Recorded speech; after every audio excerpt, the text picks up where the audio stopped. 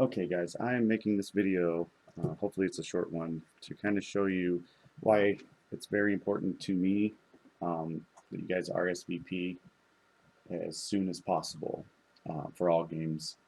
Games in particular, but practices really help for the same kind of reason. So we're going to go over this real quick. So regarding our game on Tuesday, April 19th, this is our next upcoming game. Today is the 15th. I wanted to show you kind of what's going on here. So I've got 5 players who are saying they're coming, 1 player who has said he's not for sure, and 5 that I don't know where they stand. Okay. So the first thing I do is I kind of go in and I look at who's not going, and in this case it's going to be Luke. Okay. Now I also look at the no replies. Having 5 no replies is a big deal. This is going to be a big deal, and you'll see why in a second. So when I come back to the spreadsheet, the first thing I did is, if you notice, right, we skipped game 4, so technically we're on the game 5 lineup, and Luke was set to play second base. This is the plan, right? Depth chart is the plan. Game day actual lineup is, well, the actual. Okay, so when I removed Luke from the lineup, you notice all positions filled, lit up in red, letting me know that second base needs to be filled. But we also have another problem, which is that Luke, at the end of the season, will not have played second base. So got to try to balance all of this as much as possible. Now we're going to get to a point in the season where it's just not going to be feasible.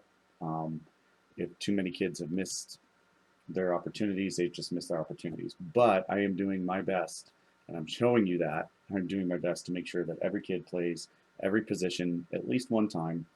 And there's some complexity that goes along with that. So let's dive in. So once again, if we just put this back to the way it was, we'd say, okay, oops, case matters. Okay, so this is how it was supposed to be originally. Okay, so Luke says he's not going. All right, so I have to fill second base. Now, naturally, the first position I would pull from to fill that need is going to be the extra outfielder, and in particular, the second extra outfielder, right? So that's listed here as O2, right? Now, Sawyer is set to play O2 for game 5, but there's a problem.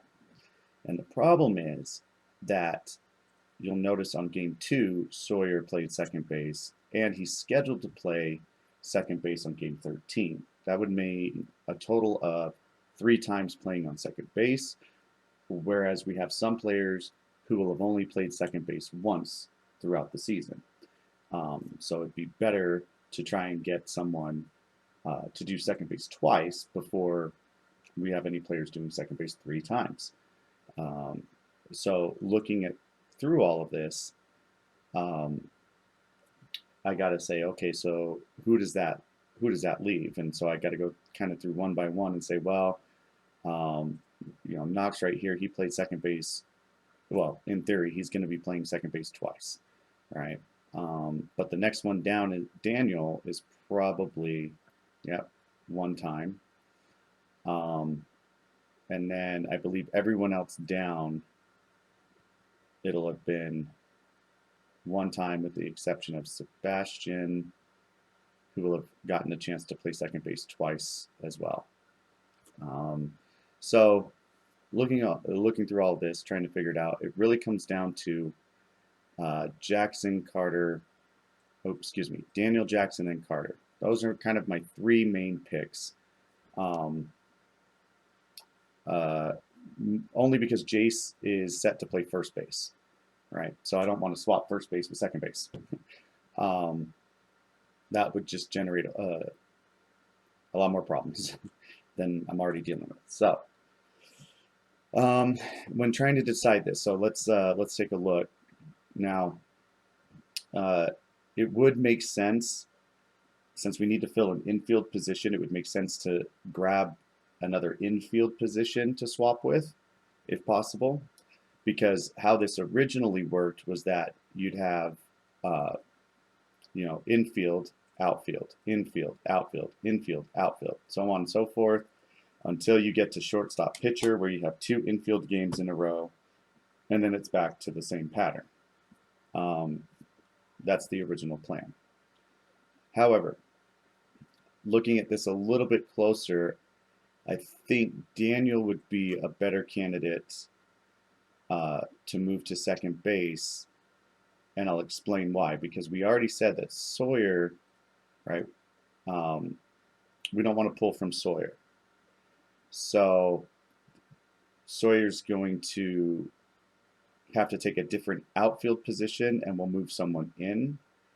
Also, keep in mind that what you're seeing here, which is infield, infield, even if we have an infield here, game 4 was moved, which just adds even more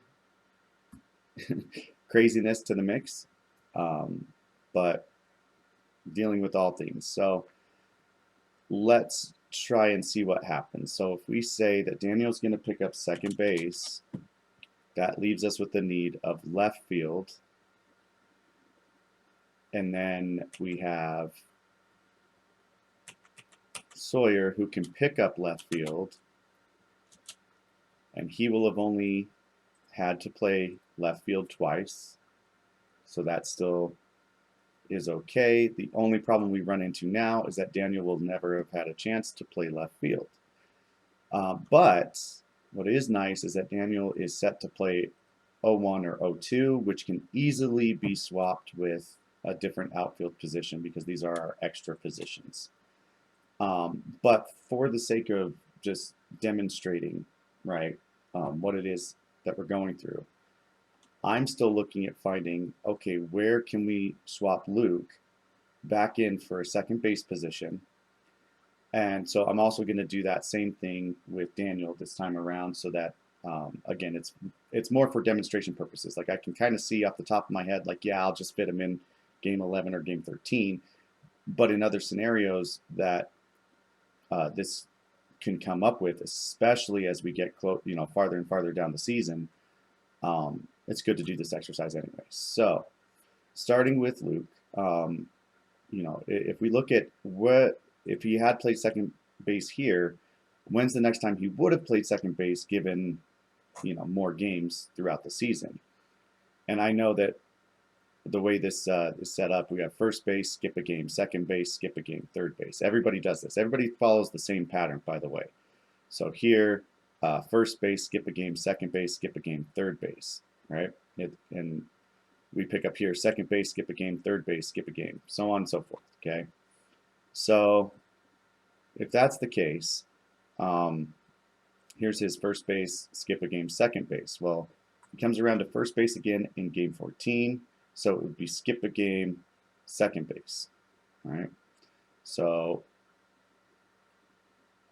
where was I going with this? So what we have is we still want to make sure he plays all of these positions.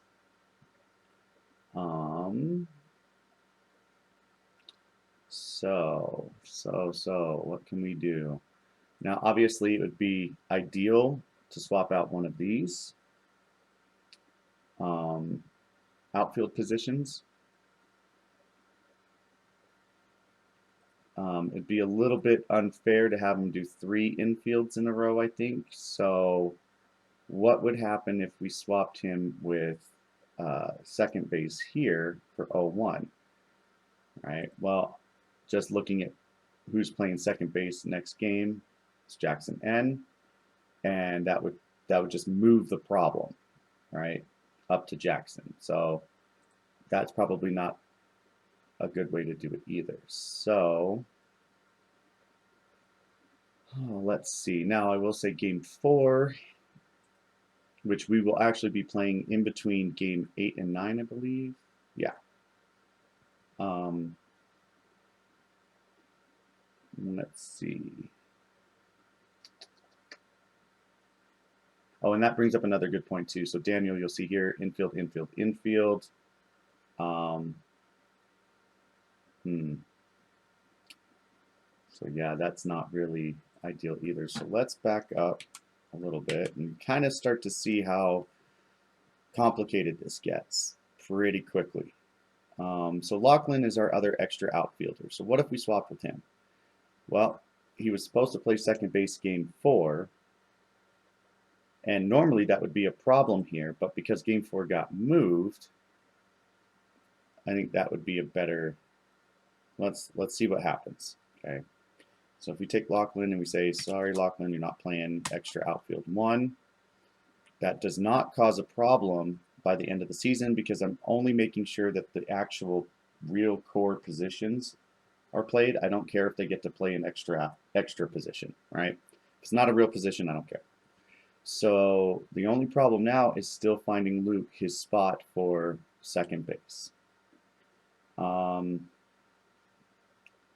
again, ideally, we would want to swap it for one of these 2 games. If we swapped it here, it would take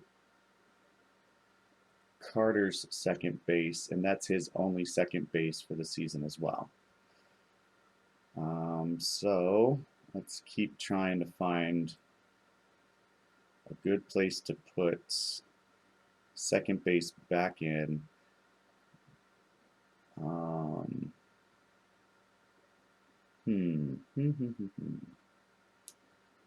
So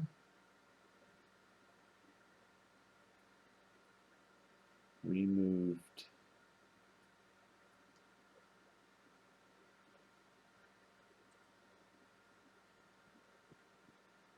Lachlan.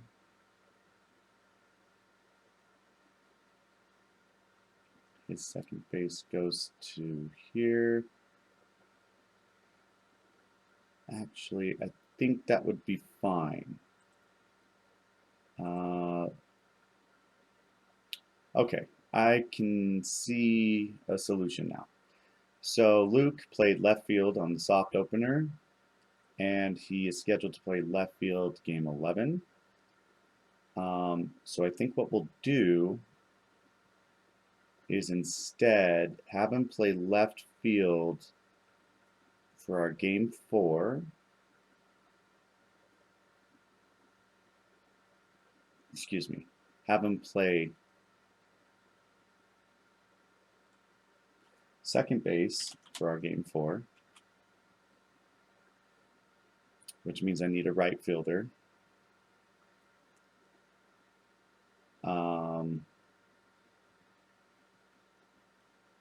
Lachlan then, who only plays right field over here. I'm wondering if he was meant to play right field on game 3. Let's go take a look. Game 3, right field, Lachlan. Yeah. So Lachlan can take right field on game 4. And then Luke can take right field for game 11 since he's already played left field. It's going to give us a conflict there, so should have 2 right fielders. So Gunner can play left field again, and he's good to go. So here's Gunner's 2 left fields instead of 2 right fields, and we are back to green everywhere. So hopefully this kind of sheds some light on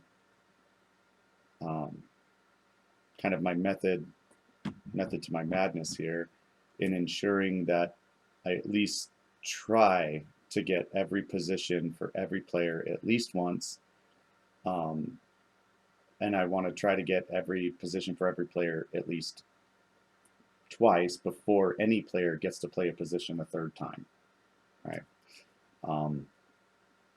So hopefully that's some insight to how this spreadsheet works, because I know most of you probably only see the end result, and without actually following this, how did I come up with that, might be a little bit difficult. Now I will say we have an O2 position, which is now going to turn into O1. Right. Oh, wrong button. Let's try that again. There we go. Our O1 position. Okay, so Sawyer's going to move into that O1 slot, not O2. So that's great, and you guys can kind of see that. But we have a problem, and that problem is that I have 5 players that I don't know if they're coming or not. Okay, now, oh, that's going. Okay. Um, so if we just take a look, I mean, we were just talking about Sawyer, right? So if Sawyer isn't able to make it, he's an extra position, and I won't need to make any lineup adjustments. But Knox, on the other hand, is playing a critical position. So if Knox is not going to be there, I have to go through this whole adjustment again now that this is set. And in this particular case, I would probably, now see there's some complexity there as well, because again, Sawyer is set to play pitcher on game 7. So we wouldn't want to go pitcher, shortstop, pitcher. So once again, it's going to be Sawyer taking a different position, and that different position taking the pitcher position. So I've got to go look through and say, okay, who plays pitcher only one time? All right. So we're getting right here. And that's Daniel played pitcher here on game 4, which is actually in between 8 and 9. And none other. So, yeah, I'll have to look at that. But so now you can kind of see why it's very important to me that this gets updated, because if all 5 of these players aren't going to play, it's a forfeit. And then I can at least be prepared to just do my best. And that game just won't count towards anyone's positions played, because we're going to have to spread them out and do something weird just to try to accommodate the game, right? So please, please, please, RSVP as soon as you can. Like I said in my latest email, my latest book, as I call it, right? If you know, oh, well, that's interesting. I don't have permission, huh? I think you're a liar, sir. Okay. If you know, without a doubt, that you are going to be there for every game in practice as far as your plans go, you plan to be there. You have no conflicts that you know of, so on and so forth. Just go in here, take the time. It'll take about 10 minutes, go through each game, each practice, and just move yourself over to your player and you, right? I just did this earlier because I noticed that I hadn't done it. So keep that in mind. That's really what pushes me to keep asking for that. Why in the world?